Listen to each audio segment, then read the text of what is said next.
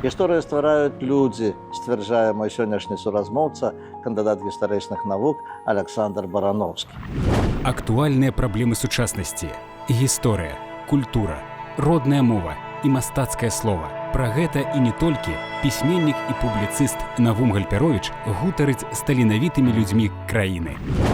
Александр Викторович, ну вось мы недавно сустракаліся на радыё у маёй праграме «Дыялогі пра культуру», і калі ішла гаворка пра пачатак вашай краязнаўчай дзейнасці, вы сказалі, што вось першая кніжка, якая у вас нарадзілася і выйшла, калі вы былі яшчэ студэнтам 4-го курса, была навеяна якраз вось адным матэрыялам у раённай газеце, так?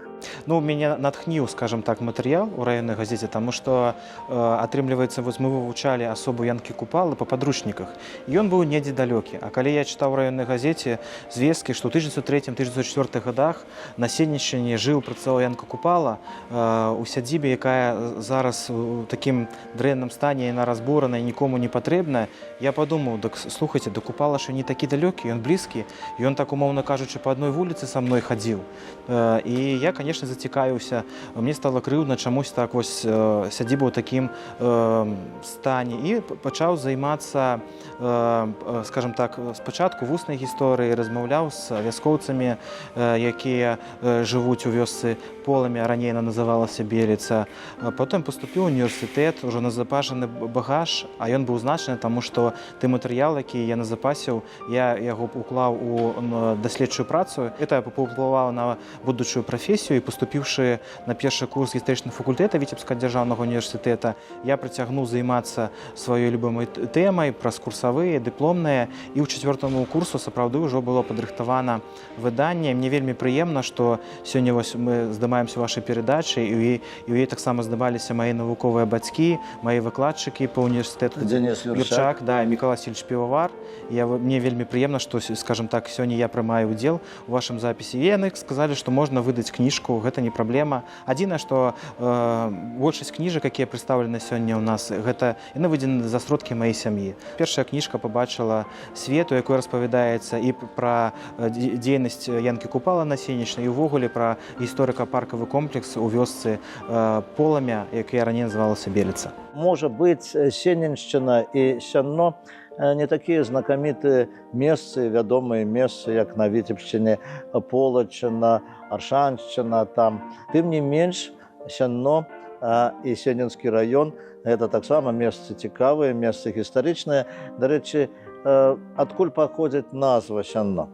Ад возера паходзіць, это ад гідроніма, таму што фіно-угорскае, вот именно возера Сянно. Мне вельмі крыўдна, што мясцовыя пачамусьці пачынаюць гуляцца з гербам і асацыяваць з грубым корлам, то есть сенам, калі Сянно ўвайшло ў склад Расійскай імперыі, і мастак па загадзе Кацярыны II маляваў герб, на гербе намаляваў яву двух коз. А наконт вось Сенеччыны, тут таксама з вамі не пагаджуся, неяк пераехаўшы ў Мінск, я ўсё не мог трапіць на нашы могілкі. І тут неяк вось аднойчы я трапіў, і вось гляжу, цэнтральная алея. Па цэнтру Пётр Міронович Машэраў, які нарадзіўся на Сенеччыне. З левага боку, значыць, Валацько, дырэктар беларускай чыгункі. Яшчэ з левага боку Заір Азгур. Это яшчэ адзін сененец. І атрымліваюцца цэнтральныя могілкі мінскія, і галоўныя асобы прадстаўленыя прадстаўнікі Сенеччыны. Так все ж таки, что такое Сенінскі рэгіён у гісторыі беларускай дзяржаўнасці? А сцяг наш? На сцягу арнамент. Аўтар арнамента Матрёна Маркевіч, уражэнка вёскі Касцялішча, якая выткала свой знакаміты ручнік, дзякуючы яе роднаму брату Міхаілу Кацуру, які, дарэчы, працаваў у інстытуце мастацтвазнаўства, этнаграфіі, фальклора. Это зараз філіал, адзін з філіалаў, дзе я працую, нашага цэнтра даследавання беларускай культуры, мовы і літаратуры. Дарэчы, многія вашы кнігі, даследаванні, і зараз у якасці намесніка дырэктара цэнтра вы праводзіце навуковыя канферэнцыі менавіта па Віцебшчыне. Да, сапраўды. Гэта яшчэ канферэнцыі пачаліся, калі я працаваў ў інстытуце гісторыі. У цэнтры таксама праводзяцца арыгінальныя гісторыі, але ўсё ж такі ў інстытуце гісторыі яны больш актыўна гэта ладзяць. І для сябе я за мэту паставіў, паколькі ўражэнец Віцебскага рэгіёна ладзіць канферэнцыю на Віцебшчыне, дзе ніколі іх не было ў жыцці проста. І вось зразумела, што, канешне, пачаў з роднай Сенеччыны. Вось мы правялі ў 22-м годзе шыкоўную канферэнцыю ў Сяно, па выніках выйшаў зборнік у 23-м годзе. У 23-м годзе мы правялі канферэнцыю ў Талачыне, і вось выйшаў зборнік. І ў гэтым годзе, не так даўно, 20-21 чэрвеня, адбылася канферэнцыя ў Мешанковічах. Я думаю, таксама выйдзе годны зборнік у наступным годзе. Вы краязнаўца, дыпламаваны гісторык, публіцыст. Вось зараз вы працуеце вось у цэнтры даследаванняў беларускай культуры. Вось якім чынам вы спалучаеце вот свае інтарэсы і чым, у прынцыпе, займаецца цэнтр і якія даследаванні у галіне нашай культуры ён праводзіць? На сённяшні момант цэнтр гэта такая вельмі вялікая маналітная структура. Гэта 3 філіалы: інстытут мастацтвазнаўства, этнаграфіі, фальклора імя Кандрата Крапівы, інстытут мовазнаўства імя Якуба Коласа, інстытут літаратуразнаўства імя Янкі Купалы. Гэта вельмі такія значныя, яны, скажем так, не розныя, яны унікальныя, я заўсёды ім кажу. І вот, напрыклад, у гэтым годзе інстытуту мовазнаўства 95 год, таксама як інстытуту гісторыі. І калі увогуле казаць пра наш цэнтр, то я смяюся, неяк так лёс наш складаецца, што мае землякі прыходзілі працаваць у інстытут гісторыі, а потым чамусьці пераходзілі працаваць у інстытут этнаграфіі і фальклора. Но тады незразумела цэнтра не было, таму інстытут мастацтвазнаўства, этнаграфіі, фальклора, яны пераходзілі туды працаваць. Ну, вось яшчэ пра адзін цікавы момант, пра адну цікавую з'яву у вашым інстытуце. Гэта музей старажытна-беларускай культуры, які ўзначальвае Барыс Андрэевіч Лазука. Экспазіцыя музея яна сведчыць пра нашу ўзаемадзейнічанне гісторыкаў, прадстаўнікоў культурнай сферы. Чаму? Таму што экспазіцыя музея пачынаецца чаго? З археалогіі. Археалогія гэта што? На сённяшні момант гэта інстытут гісторыі. Вось, і там прадстаўлены унікальныя артефакты. Зразумела, што былі розныя старонкі ў гісторыі, да, у нашай, але пры гэтым навукоўцы захавалі шмат унікальных ікон. Яны захаваліся дзякуючы нашым калегам, якія працавалі 20, 30, 50 гадоў таму назад, якія захавалі ў якасці вывучэння, і зараз мы заўсёды ладзім выставы, мы экспануем. Ось недавно адбыліся у нас тыдні беларускай культуры і мастацтва ў цэнтру, і мы рабілі выставу работ, якія прайшлі рэстаўрацыю, новыя паступленні. Скажыце, вось вы малады чалавек, вы зусім недавно скончылі універсітэт, недавно абаранілі дысертацыю, а вы адзін з кіраўнікоў вось цэнтра, дзе працуюць вядомыя нашы вучоныя, даследчыкі. Як вот вы сябе адчуваеце ў гэтым асяроддзі? Напэўна, нармальна ў тым сэнсе, што мне ёсць што пакласці на стол. І нягледзячы на то, што сапраўды малады кіраўнік, мне больш за 100 публікацый, недзе больш за 80 выступленняў на канферэнцыі, 5 аўтарскіх выданняў, ёсць некалькі калектыўных выданняў. І я заўсёды арыентую сваіх калег працаваць самааддана, таму што па-іншаму мы павінны любіць тую справу. Мы павінны любіць радзіму і рабіць тую, скажам, любіць тую справу, якой мы займаемся, таму што тады ў нас не атрымаецца шчыра. Вось, зразумела, што ёсць нейкія такія пытанні, напрыклад, выдаць кніжку навукоўцу Барановскаму няма пытання. Выдаць кніжку краязнаўцу Барановскаму складана, таму што я значыў, што вось, дзякуй Богу, Дмітрий Филимонович Прышчэпаў і Віцебшчына дзяржаўным тэрытарыяльным уладкаванні, это кніжка па маёй дысертацыі, яны выйшлі ў акадэмічным выдавецтве «Беларуская наука». А ў астатнім вось гэтыя кніжкі, якія выдадзены, яны выдадзены, скажам так, вось на сваі грошы сям'і. Гэта складана, таму што гэта складана і для сям'і, і для жонкі, і для дзяцей, таму што я ж малады кіраўнік і малады бацька 2 дзяцей.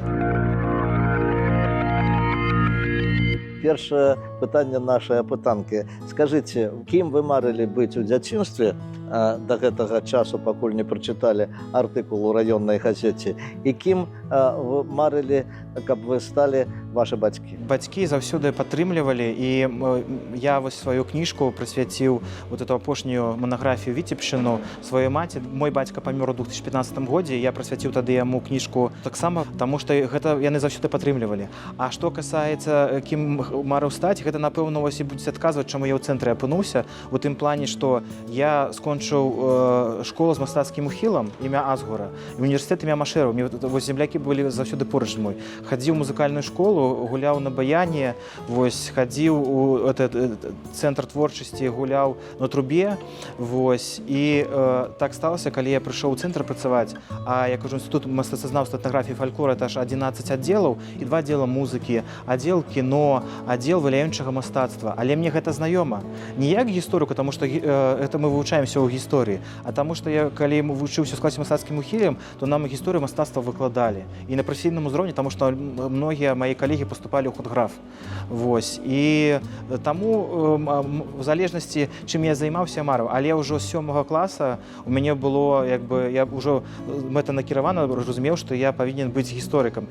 Можа, я тады яшчэ не ведаў, што я буду навукоўцам, і тады у мяне была такая самаідэнтыфікацыя, у якім плане, што гісторык – это кандыдат навук. Калі ты кандыдат навук, тады гісторык. А калі ты гісторык, ты можаш быць і выкладчыкам у школе, ты ўсё ж такі не гісторык, там выкладчык ці, а вось калі ты кандыдат навук, ты гісторык. І так сапраўды сталася лёсам. Ніколі не думаў, што пераеду ў Мінск, што буду працаваць спачатку ў інстытуце гісторыі, зараз у цэнтры даследавання беларускай культуры, мовы, літаратуры. Але вось так сталася. Я кажу, што тыя ідэі, якія былі закладзены мною ў 2007 годзе, яны ажыццявіліся на практыке.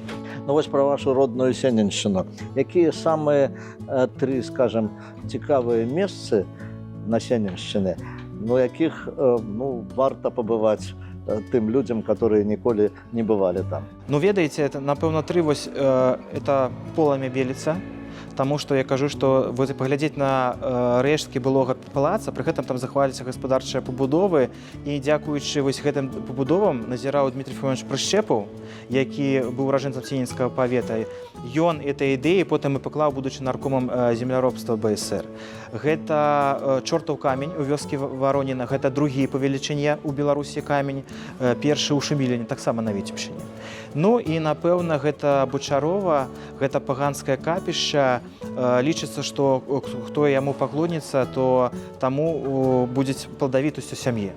Это вось все, што мне прыйшло хуценька. Але звычайна ёсць і вёска Рай.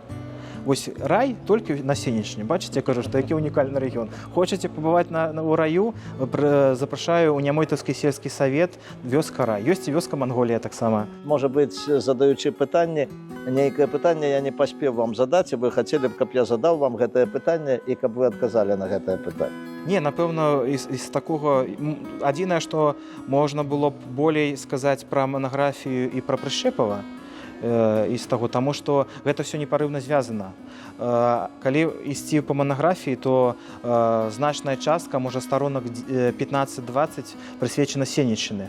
Гэта Сеннінскаму павету, яго перадачы з Магілёўскай губерніі ў Віцебскую, а потым ліквідацыю паветам.